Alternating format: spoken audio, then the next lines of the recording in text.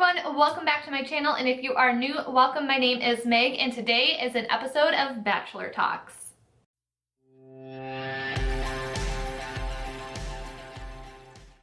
Alright you guys, so this is a series on my channel I just started where I'm going to be doing recaps of every episode or every 2 episodes of this season of The Bachelor. We're in season 22 with Arie. Today we are recapping episode 5. It is one with Chelsea and Tia getting one-on-one dates, and the group date was a bowling date, and of course a bunch of drama with Krystal. So today's video I am just going to be doing a get ready with me, so that is what you're going to be seeing. Feel free to leave your thoughts and opinions about the show in the comments down below. I would really love to interact with you guys, and let's get started with the recap. Alright, it is time to talk The Bachelor. So I definitely have a lot of thoughts after last night's episode. I think we can just basically call it the Krystal meltdown after what happened. But before we get to that, I want to talk about his one-on-one date with Chelsea, because in the last recap episode, I said I was really excited for her to have a one-on-one date, and I feel like she could seriously be a front runner in this show if she were to open up more on the date. And I feel like we all got to know her a little bit better, because she definitely played her whole mysterious woman thing the first episode, which is what landed her the first impression rose. So that plan definitely worked on Arie. He wanted to know more about her, and I think that it's great that we got to see more of like a human side to her, because at the beginning I wasn't really sure if she was gonna be like a villain or not, if that's how they were gonna like cast her. But I'm glad we got to see a more personal side of her, and I can see her going far in the competition. Also, it was really funny with like the girls spying on the date, because they were like, oh look, they're cute, how cute, like they're making out, and then they realized like, oh, this is the same guy we're fighting for, but we don't want to watch this. So I thought it was just kind of funny how, like, I'm sure it's very mixed feelings, like you make friends on the show, but then you're there for the same guy, so it's just like you don't know how to feel about it. All right, so let's move on to Tia's date really fast. And by the way, like, I just think it's funny like how they like stick to certain stereotypes with some of the girls. Like obviously Tia's country, so like they pick like the most country date to send her on. So I just thought it was funny. Like I get like they're doing stuff like, oh, like she'll probably be into this date or think it's cool, blah blah blah. So yeah, they went on a little boat ride in the Evergreens, and then they went to like this cabin that was like in the middle of the Evergreens. I thought that that was really cool. But I also thought, like, I don't know, what is it with this season and them eating crazy shit? Like in the one episode when they were hiking, they were eating bugs, and now they're eating frog legs. Like I get it, like whatever, like that's adventurous, but I can't help but to feel like they're also doing it to try to get like ratings or something for the show. I don't know. I just like, why can't you have a normal meal?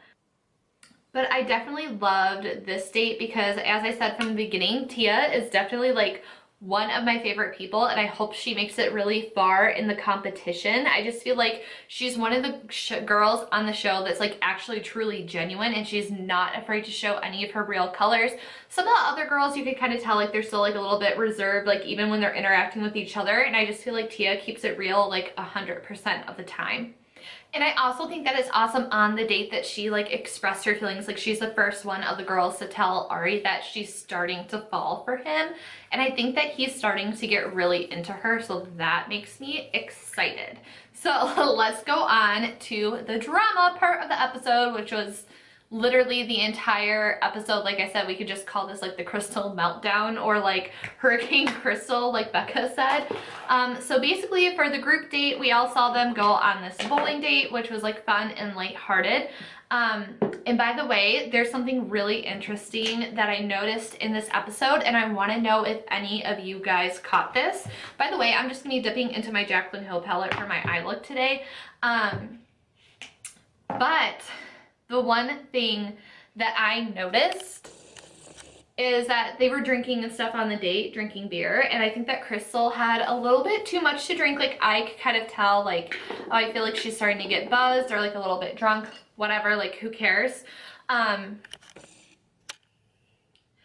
But the one thing that I found interesting is that her voice changed. I don't know if you guys caught it, but when she was talking with some of the other girls, like she didn't have like that vocal fry, sexy whisper voice that she's been doing the whole season that's been like annoying the piss out of everyone. Her voice actually sounded normal. So I was like, oh, I had a feeling. I knew her voice was just so fake. And I honestly have a theory now that she's just like the Chad of the season, where she's just like literally hired to like be there and be the villain. I don't know, like I just find her so disingenuous on the show, and I'm wondering like how much of that is real, because like I feel like in real life she's not like this snaky person.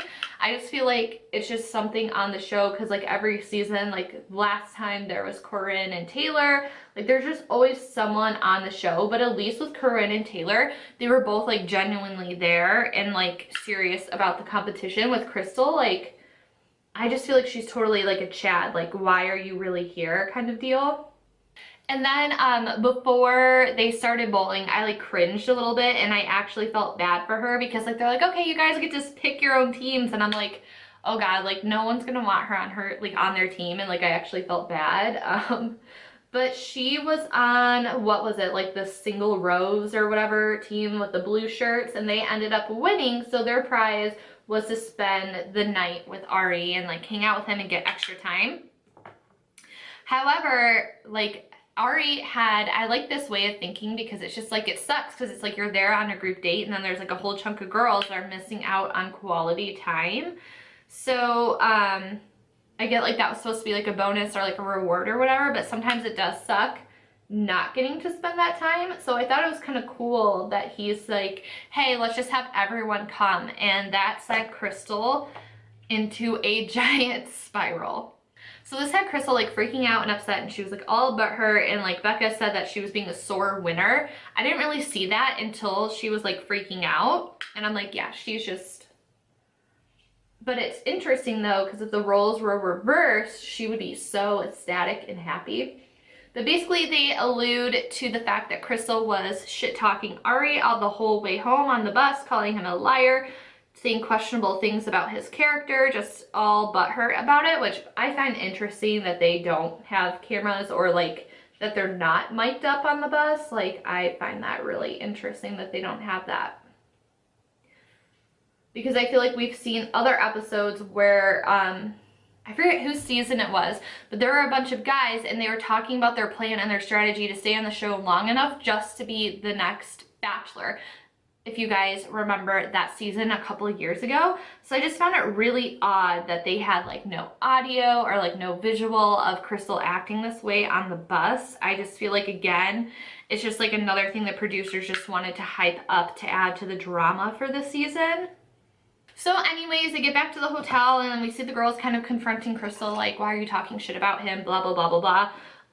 And basically Arie finds out that she was talking shit and he goes to confront her about it. So that's where I feel like we're all just kind of like, yeah, like you're seeing her for what she is and who she really is. And basically they get into like a little argument and he disinvites her from going down, which she was like, I'm not even going to go tonight as a protest, to rub it in his face. And it's like, that was a whole manipulation. Like Krystal saying like, I even have my bags packed, is just like, I feel like it was just like an empty threat on her end to try to get things her way to get him to spend more time with her. And this whole manipulation thing worked because as we saw, Arie went to go hang out with her. Well, Krystal was hoping that it was going to be a hangout, but it was more of like him saying like, hey, this isn't cool. And I just thought it was funny when she's like, oh my god, it's like our first fight. And he's like, yeah, and it could have been our last. So I thought it was cool of Arie to put her in her place. And this is where I'm curious on the show. Like, do the guys, like, do they have these girls, like, exaggerate and, like, manipulate and act like a villain, like, the whole Chad thing, like, in the actual Bachelor or Bachelorette just, like, is clueless to it? Like, are they in on it? Are they not in on it? Because I felt like he took it so seriously. So I feel like Arie wasn't in on her purposeful dramatics. But then I also wonder if the producers try to talk them into keeping these people on the show longer for ratings. Like, I I'm just so curious how this like post-production stuff works, like behind the scenes. Because I'm not saying like the show in its entirety is fake, because like I said, like with Tia, like I feel like she's truly genuine and like there for the right reasons, but then you also have characters, and yes, it's a character like Krystal, so it just like makes me wonder like how much people are in on it, and like when they decide you're gonna be the villain, or like your character, like we need you to act different, blah blah blah, like I wonder when all that's decided. So anyways, Krystal's little plan kind of backfired on her a little bit. The rest of the stairs, or the rest of the girls were downstairs. They told Arie about Krystal, and that's when he went up to confront her. And then I also feel bad for the girls because they're obviously frustrated, so it's like, how can you like not have that affect you? I totally get it, like you don't want to ruin your time or like get eliminated for the wrong reasons, because Krystal's just literally annoying you so bad. But I just think it's so funny. It's like, oh, we don't know what to talk about, so let's just make out instead. And then I also don't like there's little things with Arie that I don't like. Like he told, I forget who it was, but he was like, you need to ask me a lot of questions. Oh God, who was it? Was it Kendall? He was like, you need to ask me a lot of questions and make out with me a lot to get far in this game, is like basically what he said. And then I also didn't like that he was like very bossy, like with Tia, like when Tia was like, you know, she was being bashful and shy, because you're basically telling someone that can't say anything back that you have feelings for them and that you like them. So she was just kind of like, I'm starting to fall in love with you. And then I didn't like how he's like, you need to look at me when you say that. Like it just, there's just been a couple little glimpses where I'm like, okay, you're kind of controlling. And then as much as we're getting to know the other girls, like I feel like we're not really getting to know Arie at all. Like, and half the time when the girls are talking, I feel like he's not listening and he's just like wishing he was making out with them. Like there's still something about him that's just like rubbing me the wrong way still. So let me know what you guys think about that. And then when Arie had some one-on-one time with Becca, like you could just tell like it's still really intense and he's still super into her, because in the last recap episode, I said like I wasn't sure if he's gonna start like closing himself off from her because he's so worried about the age thing and he still brings it up. But seeing how he was acting around her this episode, I feel like he's going to be able to move past it and get past it until it gets really late in the competition when he's trying to decide. Like now, I wouldn't be surprised if Becca's like one of the runner-ups and like her age thing is going to be like the deciding factor for him between her and whoever else makes it to the finale. But I also just want to say it's really interesting because Markel's 23, so it's like no one cares about that. I just find that, just putting it out there. Later on in the night, we got like a little showdown between Becca M and Krystal, which I feel like everyone was just kind of like waiting for someone to say something to her. And I do agree with Becca's point of view, like if it was the shoe was on the other foot, like you wouldn't be upset about it. And then I also find it interesting and kind of hilarious how like Krystal still tried to snake her way downstairs after Arie told her like you're not invited. So I wonder if she would have went home, like if he found out that she went downstairs anyways. I wonder if that would have been a factor in his deciding. But let's talk about the other Becca, the Becca that had the first one-on-one date. I was getting kind of worried for her in this episode because you can kind of see like some foreshadowing, like they kind of allude to who's going to be going home. And I was kind of nervous that she was going to be one of the people going home this week, because she just kept talking about how she feels like she hasn't been able to connect with Arie really since their date.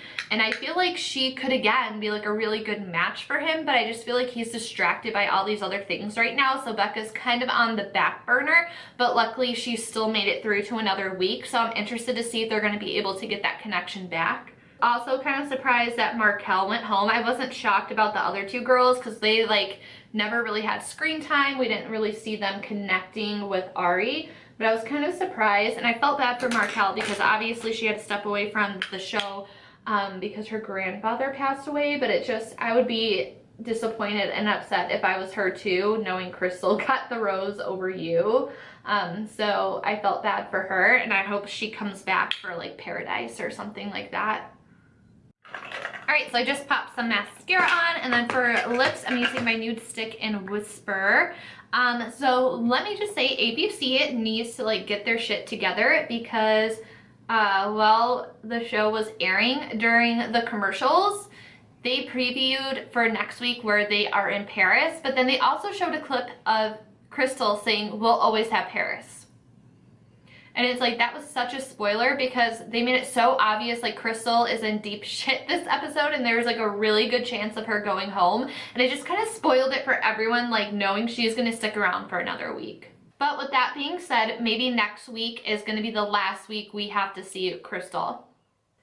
The more the competition goes on and like the more serious people's feelings start to get and like the deeper connections that are made, I just can't see her sticking around that much longer. Like next week for sure, maybe the week after that, but I can't see her making it anywhere near the hometown dates. Also in the preview, I think it's Kendall that we see getting a one-on-one date. So I'm excited for that because Kendall's definitely like really quirky. Obviously with the question she asked Arie, like, if it was tradition to eat dead people, like, would you, like, for a tribal thing? Like, she's just so fascinating, and I can't wait to see more of her and what she's about. But yeah, that is going to wrap it up for this week's episode, episode 5. I'll be back next week for episode 6 in Paris. I love Paris. It's such a beautiful city, and I can't wait to see them there. So thank you guys so much for watching. Leave me a thumbs up if you liked the video. Please leave me comments down below so I know what your thoughts on the episode are, and I will see you guys next week. Bye guys.